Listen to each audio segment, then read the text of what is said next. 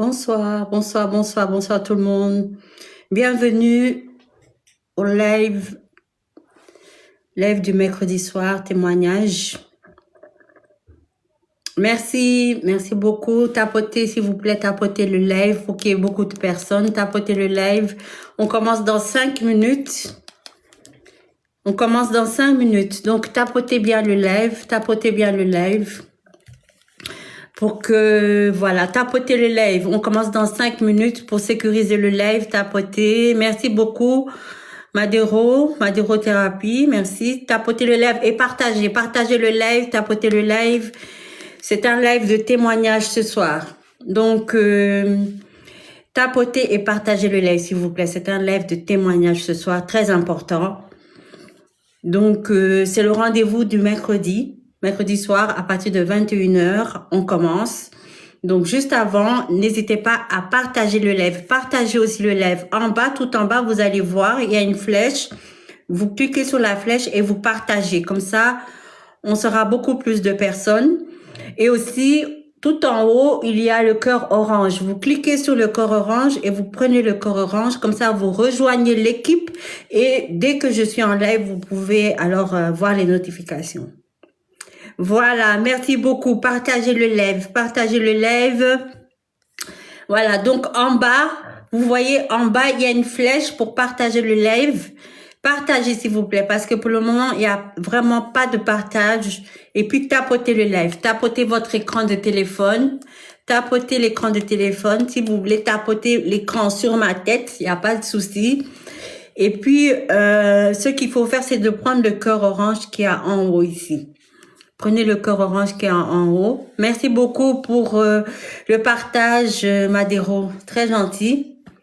Partagez encore, partagez encore. Moi aussi, je partage. On a encore 3 minutes avant de commencer. 3 minutes avant de commencer. Donc, partagez le live, s'il vous plaît.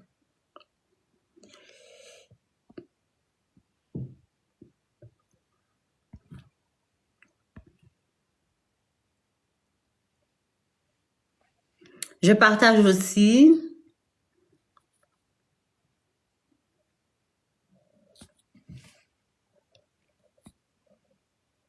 Voilà. Partagez, partagez, partagez, s'il vous plaît. Partagez le live. On commence bientôt. On va commencer vraiment bientôt le live.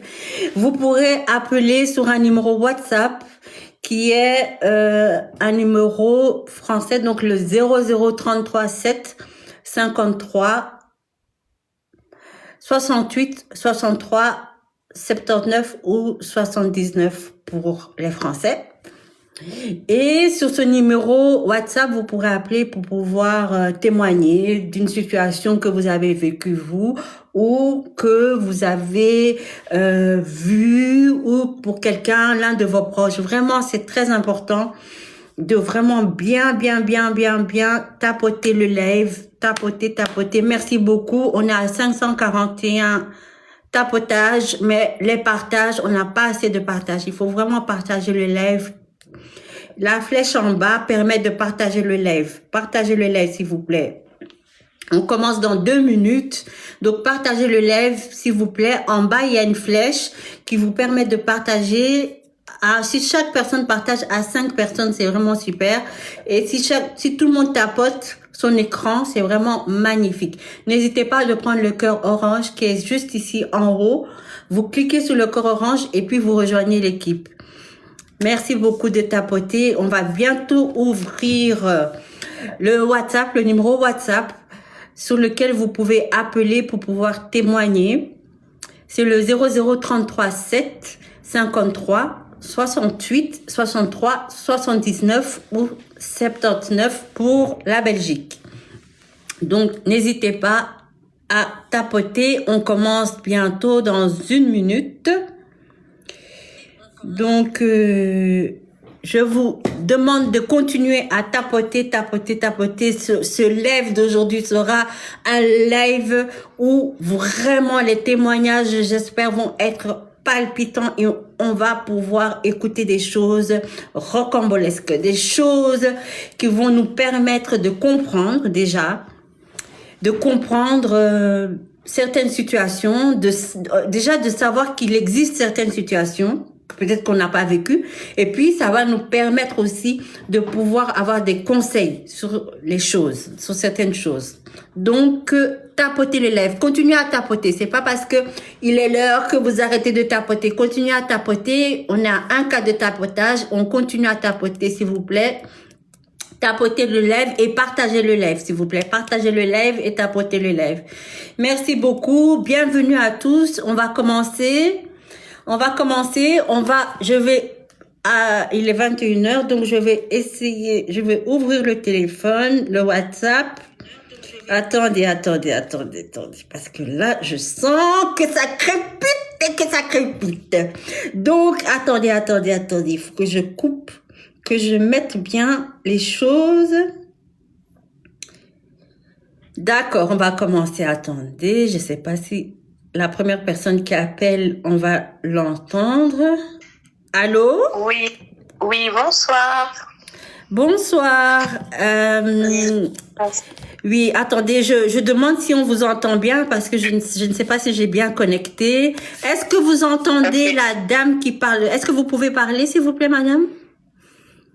Oui, allô? Oui, je pense Oui. que... Vous m'entendez? Moi, je vous entends, mais je t'entends. Je vais tutoyer.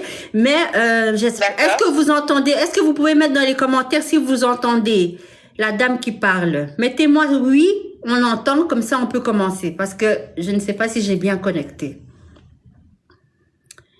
Ok. Un instant, s'il vous plaît. Oui, pas de souci. Est-ce qu'on entend, s'il vous plaît? Est-ce que vous entendez bien?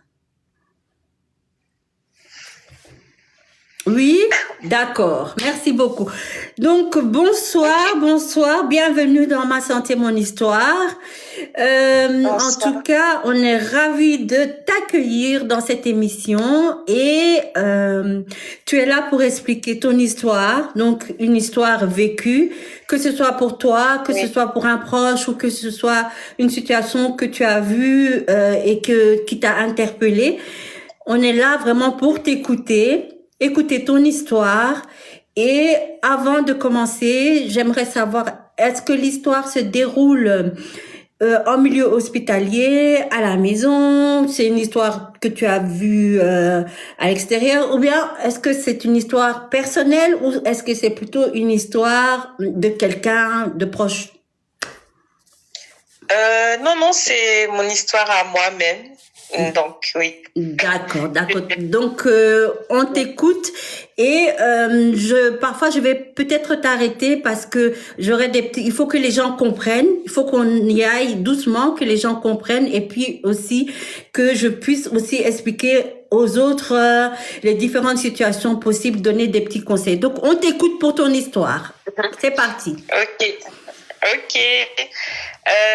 En fait, en 2023, donc je traversais la rue à Bruxelles près de chez moi, avec ma fille à l'époque qui était âgée de 8 ans.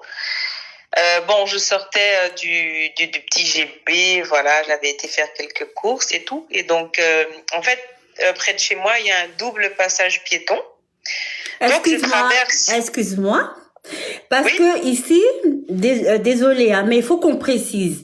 C'est un live qui est international, en fait, qui est vu par tout le monde, dans le monde entier. Ça peut être vu partout.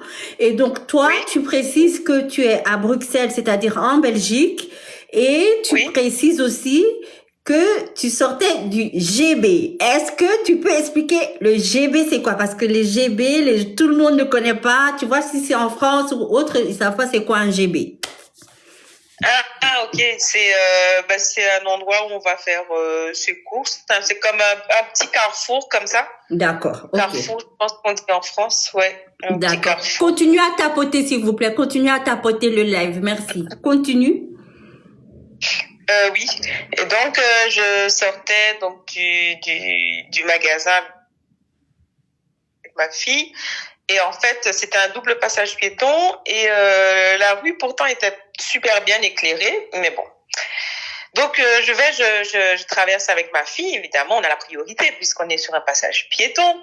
Je vois la voiture qui arrive, mais voilà, elle était quand même assez loin. Et en fait, le monsieur, il nous a foncé dessus. Il nous a foncé dessus. Donc voilà, j'ai été écrasée par une voiture avec ma fille de 8 ans. Attends, s'il te plaît. Oui. Tu sais, je rigole beaucoup, mais là, c'est quand même...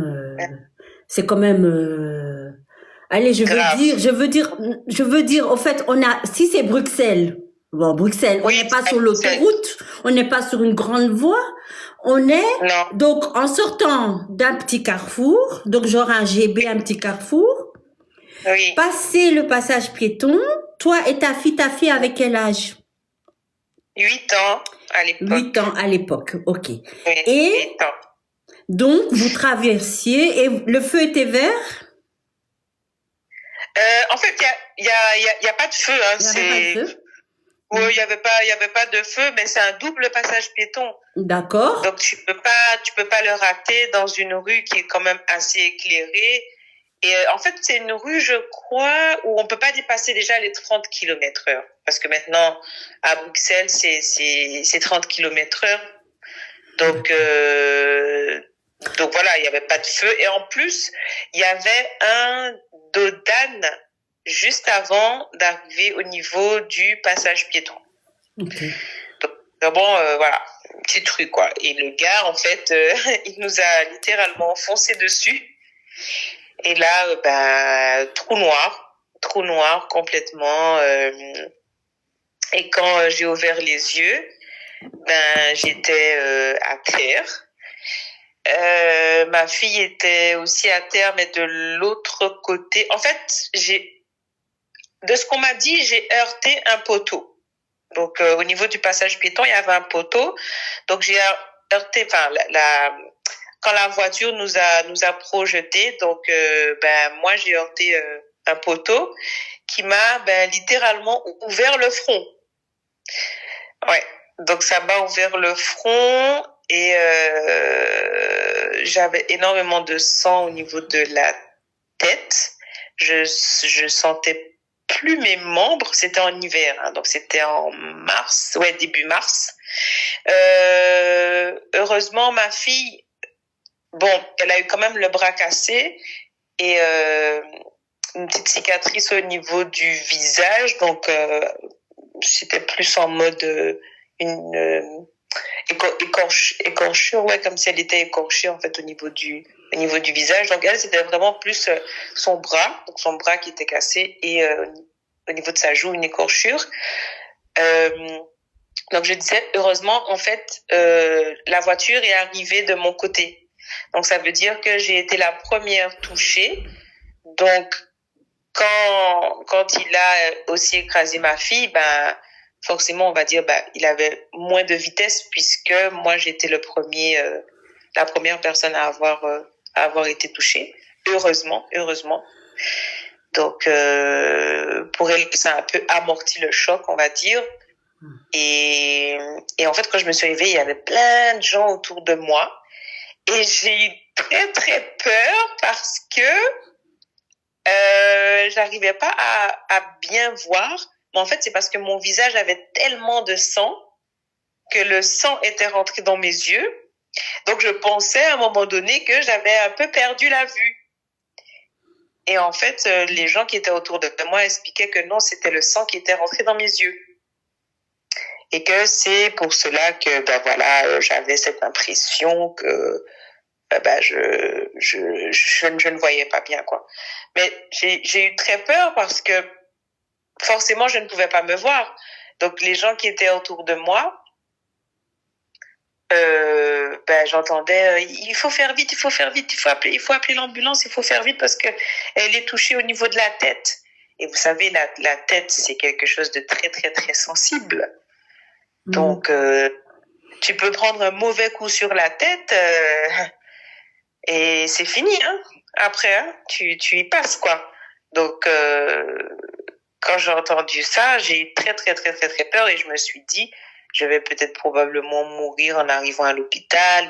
J'ai pensé à toutes sortes de choses. Peut-être qu'il y a un truc qui va se péter dans ma tête, vu que j'ai pris un coup sur la tête, et qu'en plus mon front c'était bien ouvert, hein. C'était vraiment très très profond, hein, parce que jusqu'au jour d'aujourd'hui, j'ai encore une cicatrice, une bosse, et j'ai toujours cette sensibilité au niveau du front. Quand je touche, ça me fait toujours mal. Elle a pu se relever. Moi, je pouvais pas bouger. Je pouvais vraiment pas bouger. Donc, on m'a laissé par terre. Enfin, on m'a laissé par terre le temps que l'ambulance arrive. Donc, l'ambulance est arrivée. Donc, ils nous ont pris en charge toutes les deux. Moi, comme j'ai été la première à être touchée, heureusement, j'ai eu plus de dégâts. Donc, au niveau de mon front, comme je disais, ça a été ouvert vraiment en profondeur parce qu'on a dû me coudre. Je sais plus combien de points de suture, mais beaucoup quand même, hein. Mais je me rappelle plus exactement. Et j'ai eu également des cicatrices au niveau de ma main droite. Les dents, donc mes dents en haut ont bougé. Donc mes dents sont pas tombées, mais elles ont quasi toutes bougé. Donc il y avait cette fragilité. J'avais à l'époque un appareil dentaire qui a lui complètement sauté. Qu'est-ce que j'ai eu encore? J'ai eu très très très très très mal au bas du dos pendant très longtemps. Très longtemps. Au niveau de ma lèvre aussi. Donc ma lèvre ma lèvre supérieure et inférieure a été coupée aussi en deux. Donc ce qui fait que j'ai aussi des cicatrices au niveau des lèvres puisque les lèvres ont été coupées. Et mon pied droit, non, j'ai eu une fracture aux deux pieds. Voilà, j'ai eu une fracture aux deux pieds, d'où le fait que je pouvais pas marcher aussi. C'est le pied gauche, ça a été plus vite pour le rétablissement, mais le pied droit a mis un peu plus de temps à être rétabli. Et j'ai encore, après 3 ans, des séquelles. Donc, comme je disais, au niveau du front, au niveau de la main, au niveau du pied aussi. Donc, j'ai toujours une petite bosse comme ça. Et j'ai aussi mes ongles. Ah oui, mes ongles de pied. Tout est sorti. J'avais plus d'ongles dans mes pieds. Et jusqu'à maintenant, en fait, quand mes ongles poussent, alors ça, je sais pas du tout pourquoi. D'ailleurs, j'aimerais bien me renseigner, mais ça pousse noir. En fait, mes ongles de pied repoussent totalement noir maintenant. Donc voilà. J'ai été prise en charge à l'hôpital avec ma fille. Bon, elle est partie à l'hôpital des enfants, bien sûr. Donc ils ont appelé le papa qui est venu tout de suite. Et donc lui, il a été avec elle à l'hôpital des enfants. Moi, j'étais à l'hôpital normal. La prise en charge à l'hôpital s'est fait rapidement, mais elle n'a pas été faite correctement. Attends, s'il te plaît. On va stopper là. Oui. Je vais respirer. Oui, c'est une longue histoire. Non, c'est pas ça. C'est pas que c'est long. C'est que en fait, c'est la façon dont en fait, c'est riche en émotions pour moi, déjà. Et je pense pour plusieurs personnes. Oui. Parce que tu as dit plusieurs mots qui sont revenus. Et ces mots-là restent gravés, au fait, dans la mémoire. Je sais pas si tu te rends compte. Tu as dit plusieurs fois déjà que, heureusement que la voiture t'a cogné toi d'abord. Tu me l'as répété. Heureusement que c'était moi d'abord. Heureusement que c'était moi d'abord. Heureusement que c'était moi d'abord. Donc, ça signifie déjà la protection d'une mère vis-à-vis de son enfant. Tu préférais même toi, ce qui est normal, donner ta vie pour ta fille. Déjà. Ça, déjà, c'est quelque chose qui est fort. Le fait de dire ça, plusieurs fois, c'est quelque chose déjà qui est fort. Deuxième chose, tu as dit tu expliquais tout ce que tu as eu comme problème, tout ce que tout ce que on a pu constater au moment même. Que les gens te disaient, oui, et que tu voyais pas bien, tu avais du sang, tu avais l'impression que tu voyais plus bien, plein de choses. Oui, j'ai eu ça, j'ai eu ça, j'ai eu ça, j'ai eu ça, mais j'ai eu ça, j'ai eu ça, j'ai eu ça, j'ai eu ça. Mais je ne t'ai pas entendu te plaindre d'une façon, je souffrais, je souffrais, je souffrais. Non, j'ai pas entendu ça. Et peut-être que tu souffrais, mais moi, je ne l'ai pas entendu comme ça. Maintenant, moi, j'ai une petite question à te poser. Est-ce que donc, il y a eu l'accident là, donc, dès qu'il y a eu l'accident, dès que tu as repris connaissance, est-ce que toi, à ce moment-là, tu as estimé que les gens qui étaient autour, donc, avant que l'ambulance vienne, est-ce que tu as estimé quand même être pas prise en charge, mais être entourée, être soutenue, être aidée? Est-ce que tu as ressenti ça par rapport aux gens qui étaient là? Oui, les gens vraiment super. Franchement, rien à dire. Je me rappelle encore d'un monsieur qui tenait ma main et qui me disait ça va aller madame, ça va aller, l'ambulance arrive. Et il me parlait beaucoup pour pas que je m'endorme ou que je reperde connaissance et tout, parce que j'étais complètement dans les vapes, quoi. J'étais complètement dans les vapes, et quand je me suis réveillée, justement, lui il était en train de parler beaucoup, parce que comme j'avais perdu connaissance, peut-être que lui s'était dit, oh là là, est-ce que la dame, elle est morte? Donc, il essayait vraiment d'attirer mon attention, quoi. D'accord. Pour juste que je me réveille. D'accord. Donc, de ce côté-là, quand même, les gens ils ont vraiment essayé de rassurer. Et ta fille dans tout ça, comment elle était? Oui, la petite, franchement, elle a été mais super forte. Alors, ma fille n'a pas pleuré. La petite n'a pas pleuré.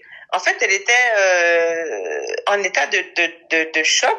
Donc, je la voyais un peu au loin comme ça. Donc, il y avait du monde aussi autour d'elle. Mais après, elle me disait qu'en fait, elle avait très peur pour moi. Que je sois morte, quoi. Que je meure. Ça, elle avait très peur, ça c'est vrai. Mais vraiment, elle a été très, très forte. Elle était très, très forte parce que franchement, elle n'a pas pleuré. Et c'est même moi qui ai pleuré. Maman protège sa fille protège la maman. Ah, vraiment, c'est magnifique, magnifique.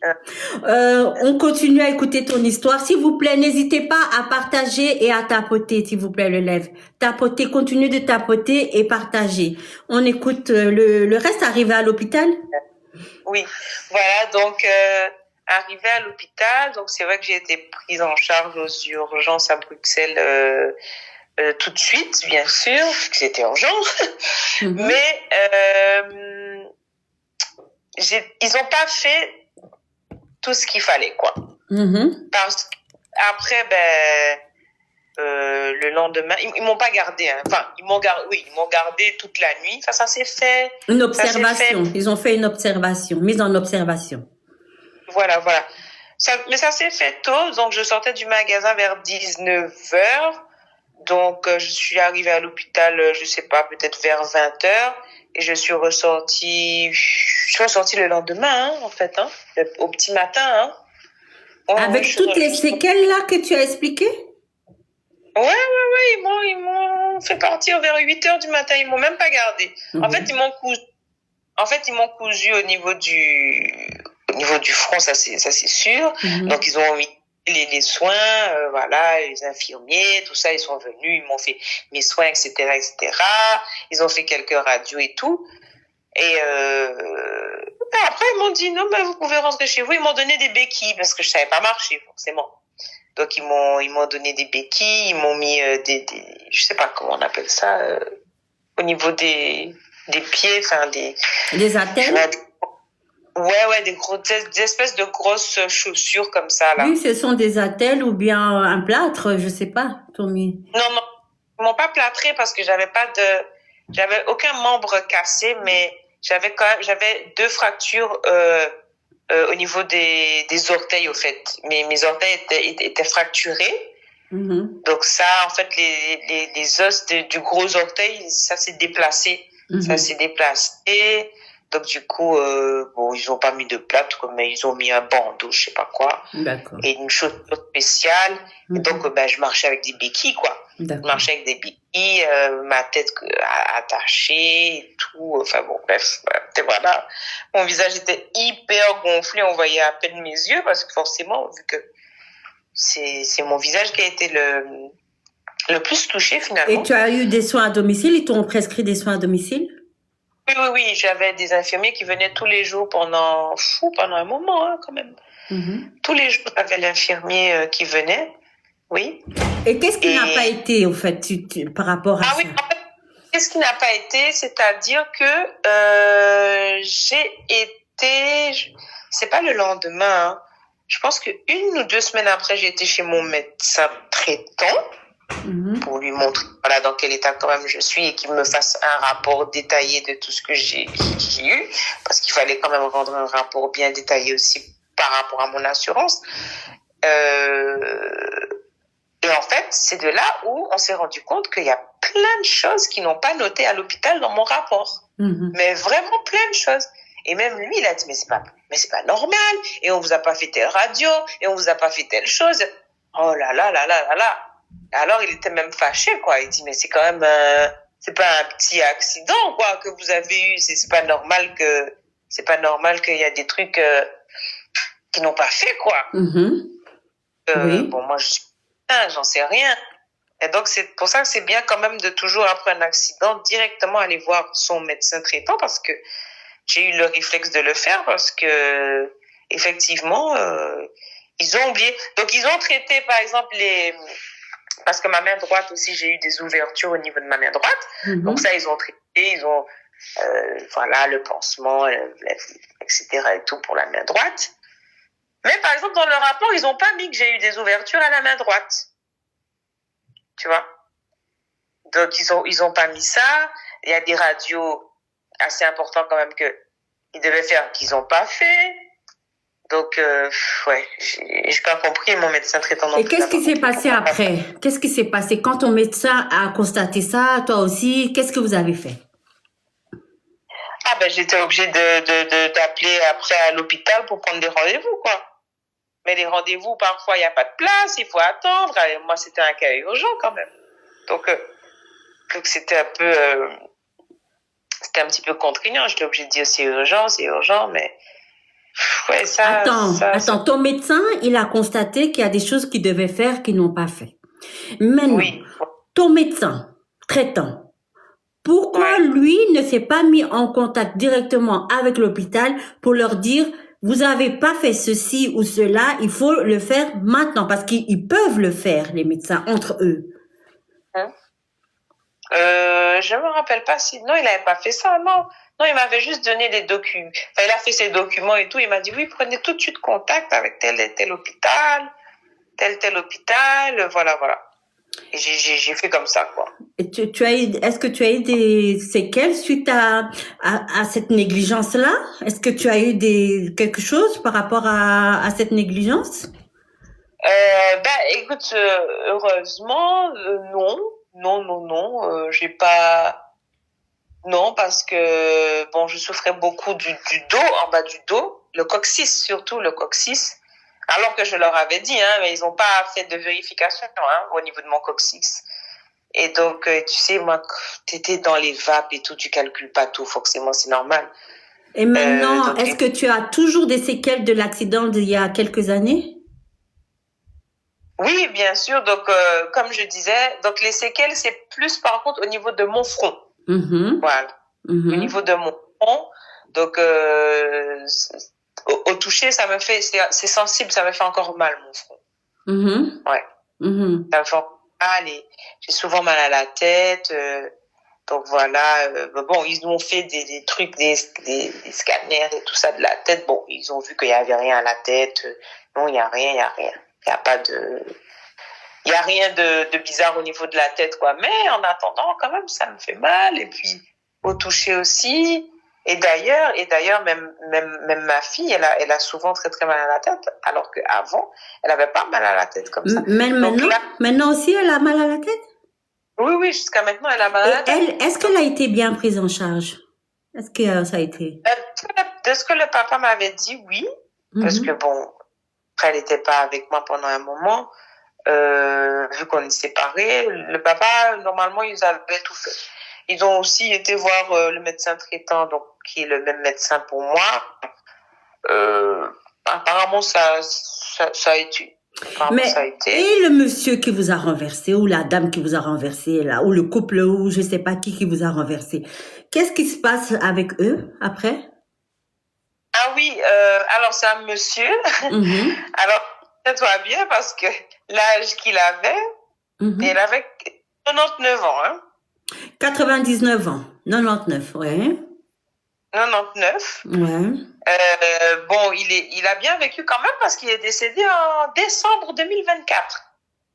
Donc, il est mort à l'âge de 101 ans. Oui.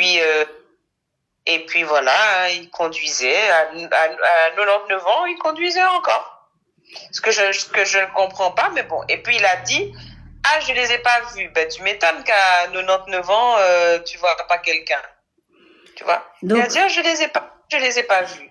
Donc, pour ceux qui comprennent pas, 99 ans, c'est 99 ans. Donc, c'est un monsieur de 99 ans, donc qui a renversé cette dame et sa fille qui avait à l'époque 8 ans.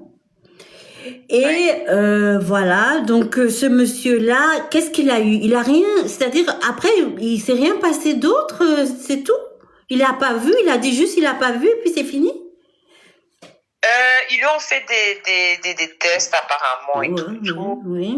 Il est apte, enfin je sais pas trop quoi. Des tests d'alcoolémie, des tests de ceci, des tests de cela, il était apte. Et puis après? Apparemment, il n'était pas sous influence donc ni d'alcool, ni de.